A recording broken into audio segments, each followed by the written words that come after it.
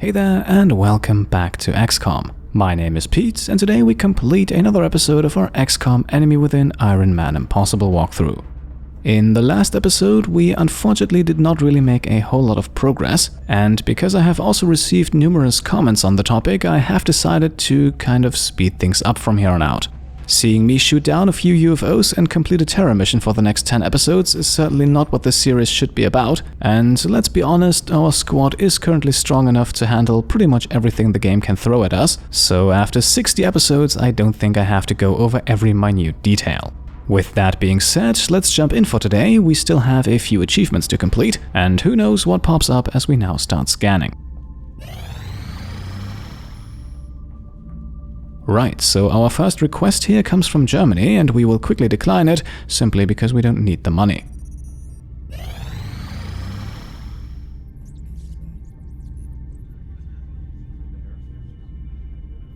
Contact detected. Up next, we then have a landed supply barge, and of course we will ignore this one as well. This will cause a slight panic increase in China, but nothing that we can't handle. And before the alien battleship can show up, we then have, yes, another terror mission appear. So let's jump in. Our squad will remain the usual for this one.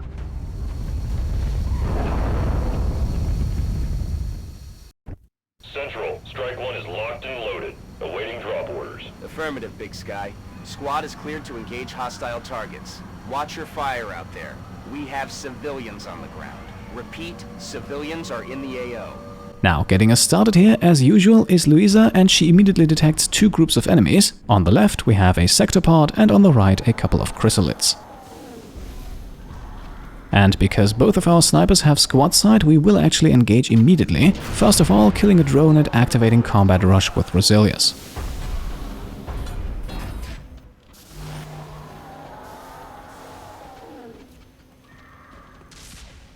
This then improves Michelle's chances of landing a disabling shot, so let's hopefully take the sectopod out for a round.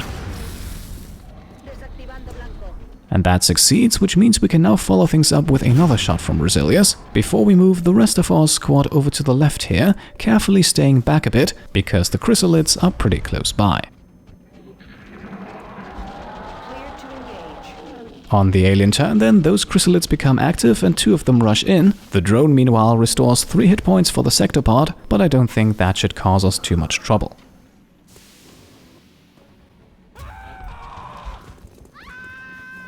As a matter of fact, we can quickly thin out the enemy numbers with Sniper Palladium Talpas. Once again, at this point in the game, an in-the-zone sniper is absolutely amazing.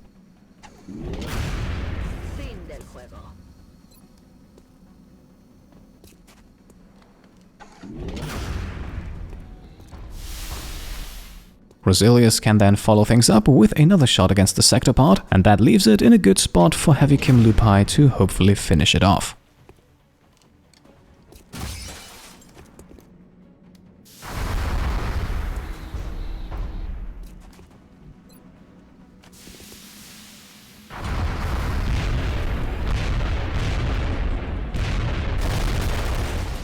And there we go. Luckily the civilian over here was just out of reach of the explosion. We already have 2 casualties and don't necessarily need another one just yet.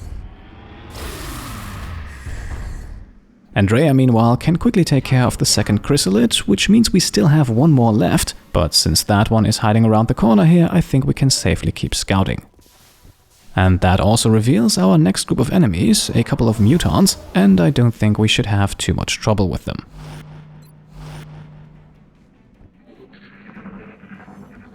On the alien turn then, the chrysalid gets killed thanks to our overwatches. The mutants meanwhile have apparently moved on.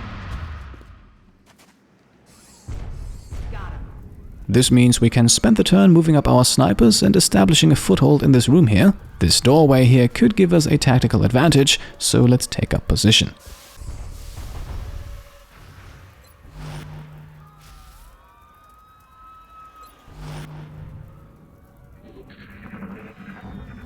On the alien turn, we then slowly see a zombie approach, and that's a sure sign that we have even more chrysalids on the map. For the time being, though, the mutants are back, so our next fight is on. Adjusting sights.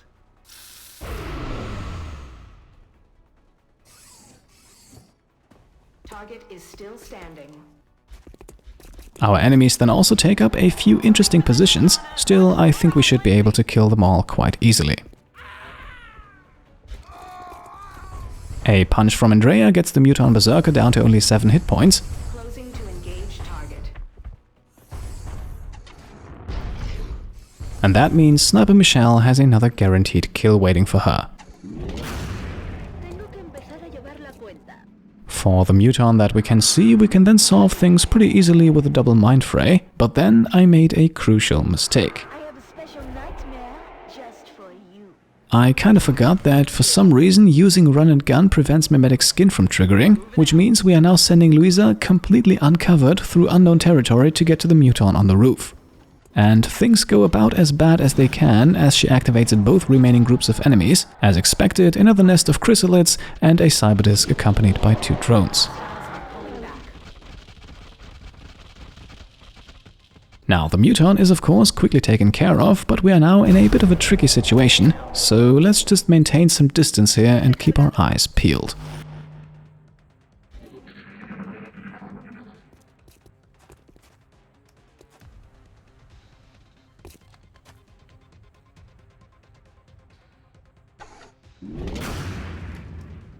Rosilius almost eliminates the zombie, but bad things happen for Luisa, as she is now attacked by one of the chrysalids.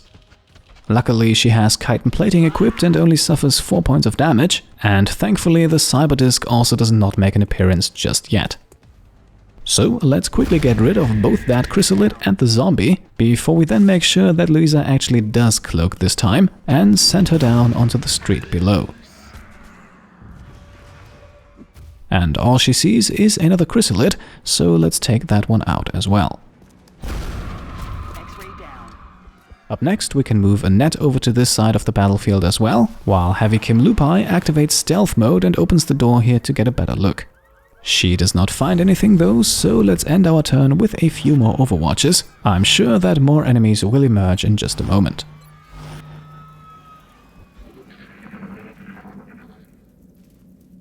And indeed, here we have the cyberdisc, and taking it out would be pretty helpful, so let's see what our reaction shots can do.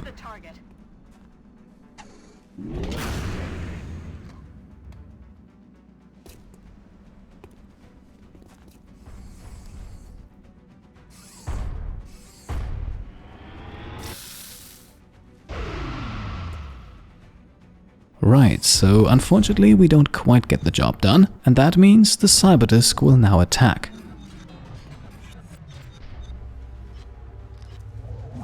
A grenade hits Heavy Kim Lupai for 5 points of damage, which is manageable I think, before we then keep our reaction shots going and have Michelle take out another drone.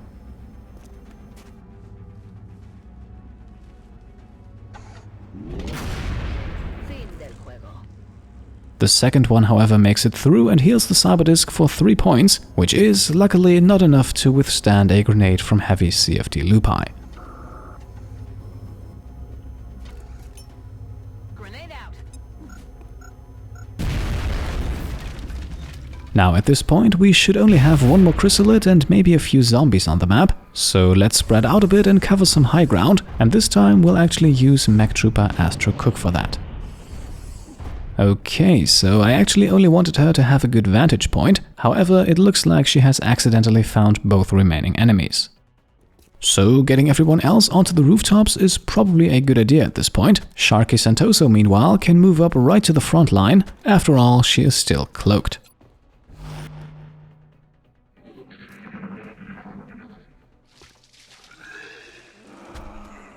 Our enemies then actually get more numerous, and it looks like this zombie has been here for a while. It now turns into a chrysalid and another zombie emerges. For somewhat understandable reasons though, it appears as if our enemies are not really all that interested in attacking our mech trooper.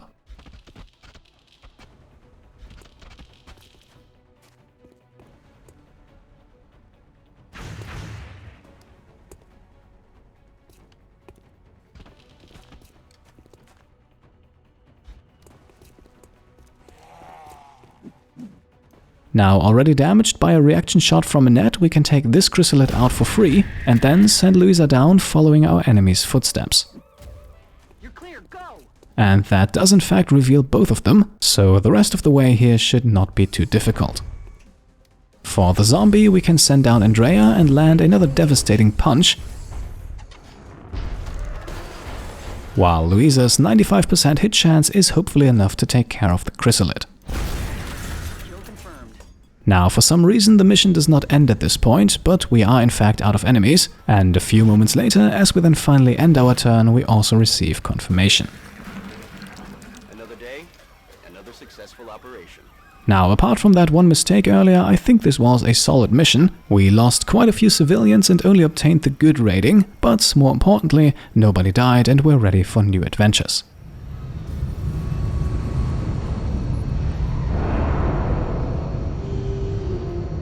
We didn't leave anything to chance, and it paid off. Excellent work, Commander. Now, in terms of loot, we don't receive anything too exciting here, and of course, the panic reduction across North America is also not too useful at this point. Remember, we will be watching. So, here we are, one mission down, and I think we have time for one more, so let's keep scanning and see what else we can find. Commander, the Council isn't going to be happy about this. We need to protect our satellites, or we're going to lose coverage. Okay, still waiting for that battleship. We now have an abductor UFO show up in the United States, but as always we will ignore that and take a small panic hit. Commander, our failure to respond to the latest UFO contact is sure to displease the Council. One of our top priorities is to maintain satellite coverage over the Council's member nations. And satellite coverage is what we will maintain by shooting this battleship down. As usual, we'll use the dodge module to keep our firestorm safe, and as a result, the fight is easily won. Taking heavy fire! Now, I don't think I have to mention that we will of course not clear the crash site. Instead, we can add this battleship to our list of shot down UFOs, keep scanning and wait for the next one. And there it is, so let's repeat the entire process once more.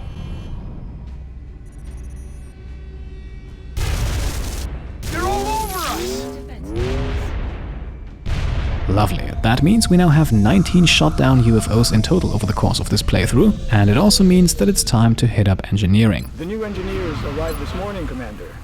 We're always glad to have more help down here. With 2 new dodge modules purchased, we can then continue, and unless I'm mistaken, we should already have the Council report coming up next. Commander, the Council is requesting your attention. Secure transmission coming in now. Okay, so we could take care of a Council mission in the United States and slightly reduce the panic there, but the situation is not too bad, so let's ignore this one and then proceed to the end of the month.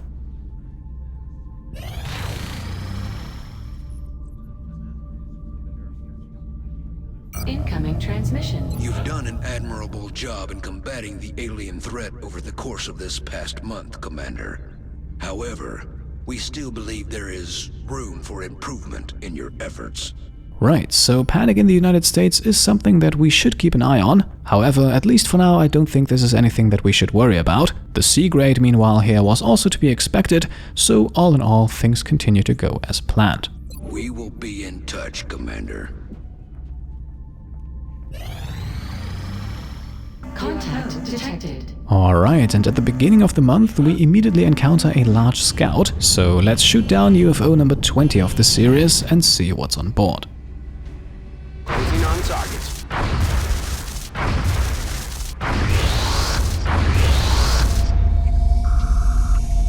Okay, so I think we're actually going to engage here. We have both an ethereal and at least one Sectoid Commander at the crash site, and that means that we might be able to unlock our next achievement here, so let's send out our squad once more.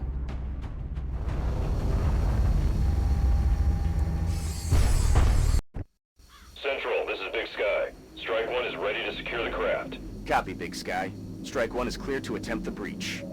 Alright, here we are, and as usual we can immediately start scouting. And just like in the last mission, that also immediately reveals our first group of enemies, this time a trio of Muton elites. So let's get our snipers up into the air and with that in position for some squad side shots, while the rest of our squad moves up a bit and goes on overwatch.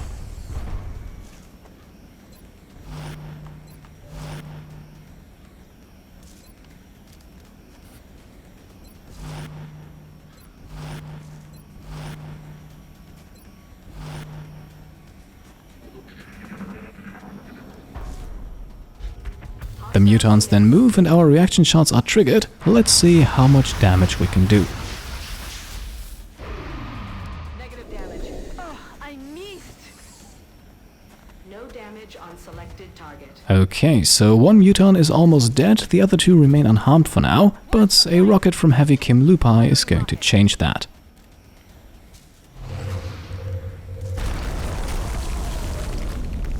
And with only 8 hit points left, we have guaranteed kills here for Sniper Palladium Talpas, so our first group of enemies is quickly eliminated.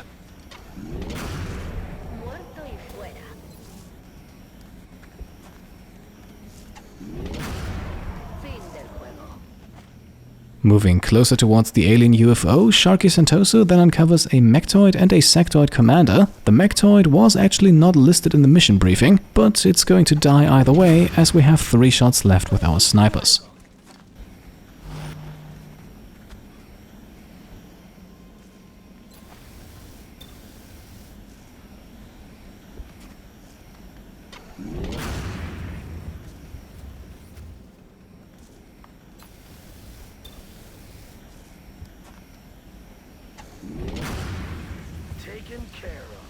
Now, very importantly, we will not actually harm the Sectoid Commander. Instead, we will move up Annette as bait, so to say, in the hopes that our enemy uses a psionic attack against her.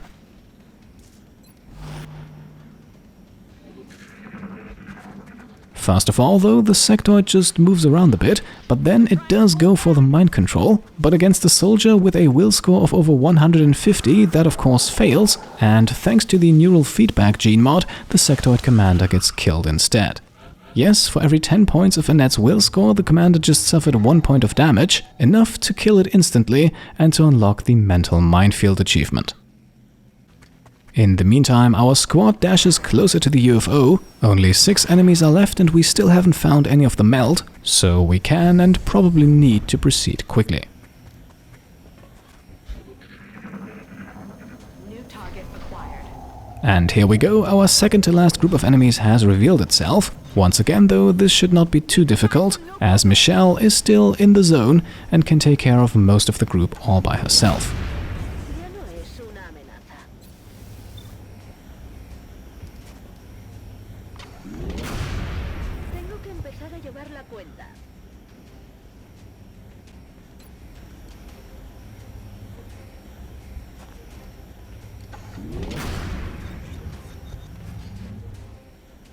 Two more shots from Rosilius are then good enough to guarantee us another kill, and so at this point we only need to find the Ethereal and its Muton Elite bodyguards.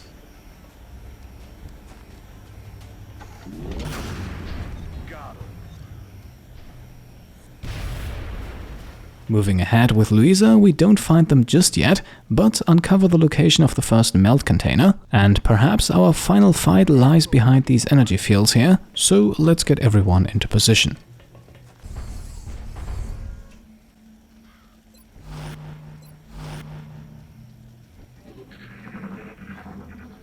The alien turn then passes by uneventfully, so we can grab the melt and then continue setting up our ambush.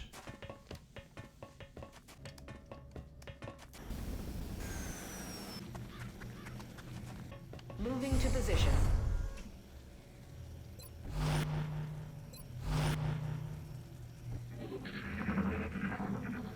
Another turn then passes and we still don't see anyone, and only a few seconds later we find out that we have apparently been looking in the wrong location, as this room here is completely empty.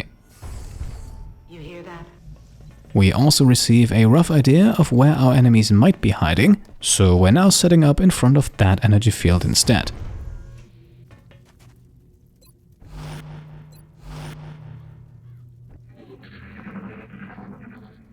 And as expected, our enemies don't make a move, so let's see if we can find them right here. Contact. Okay, so final fight of the mission, and I think we can handle this. Yes, our enemies are currently pretty well hidden, but once again, a rocket from CFD Lupai will quickly change that. Mech Trooper Astro Cook can then punch the Ethereal to death. That has the lovely side effect of avoiding the Ethereal exploding, even though that would have also hurt the Muton next to it. But thanks to Kim's shredder rocket, both mutons will go down one way or the other. As a matter of fact, I believe that Sharky Santoso here can kill them both guaranteed.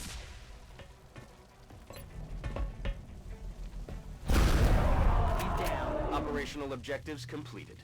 And there we are, a quick and easy sweep of another alien crash site. We have also unlocked a rather elusive achievement, so all is well and we can return to the base.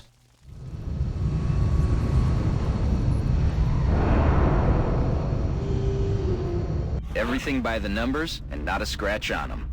Hopefully every operation goes this well. Now, very importantly, we obtained some melt from this mission, and that means we will go over to engineering in just a moment to improve one of our mech troopers.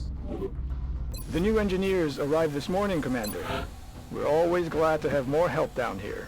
Now, you know that we still have to launch a mission with these 4 mech troopers here, and the better they are equipped, the smoother that mission will go.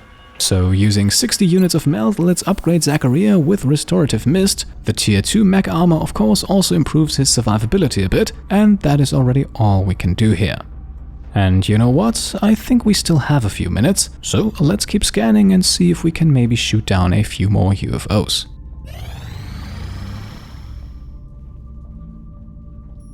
Commander, there's a Priority 1 transmission coming in from the Council. Okay, so a bomb disposal mission in Mexico. I think we can once again ignore that. This will once again increase our panic in North America a bit, but I think we should be fine for one more month.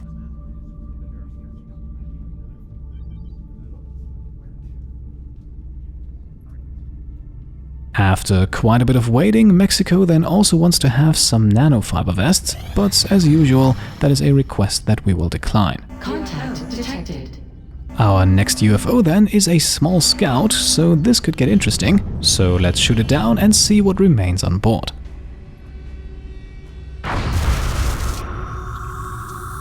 Right, so only 6 enemies and a mechtoid among them. This could be the mission for Andreas' Lone Wolf achievement. I will admit though, I am not entirely sure about that yet. The heavy floaters could be a problem as they're not that easy to hit, so maybe we use this mission instead to deploy a squad full of mech troopers and unlock the Rise of the Machines achievement. And I would actually like to hear what you think about that. Should we risk it with Andrea or wait for something even more suitable? Either way, I think we will unlock another achievement here. The question only is which one.